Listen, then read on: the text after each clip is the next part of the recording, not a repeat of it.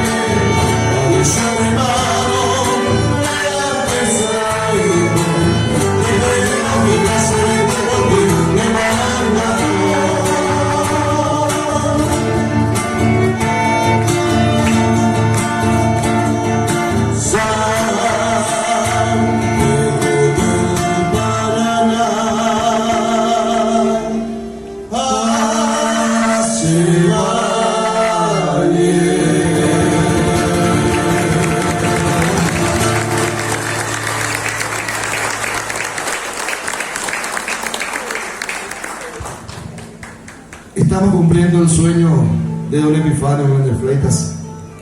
Cuando yo vivía en la Encarnación, cuando estudiaba por ahí, siempre leía sobre las cosas de Epifanio. Un tío mío siempre tocaba ese jazmín, llevo de jarepe, porque eran un momento muy drástico, justamente yo muy pequeño, y siempre me contaban ciertas cosas. No sabía que el destino me tenía preparado algo, quedarme en San Pedro del Paraná. Y cuando me preguntó Luis Arán y doña Meche, porque fue gracias a ellos, doña Mercedes Lugo de Maidana, me acompañaron hasta el Departamento de Educación Artística de Asunción, donde en aquel tiempo Alejandro Méndez Mazó abrió la dirección artística. Y me preguntaron qué nombre le pondría a mi conservatorio, o al Conservatorio de San Pedro del Paraná, con la resolución 2013-15, Conservatorio de Música Epifanio Méndez Fleitas. Y este ya es el producto de nuestro conservatorio. Muchísimas gracias, que viva San Pedro del Paraná. Gran parte de nuestros integrantes están ausentes. Sebastián, comprendemos la situación. El flautista el que hace flauta transversa.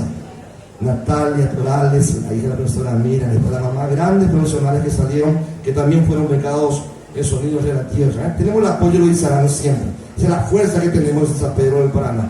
Y Dios quiera, vamos a seguir con el apoyo de todos. Nos despedimos así entonces.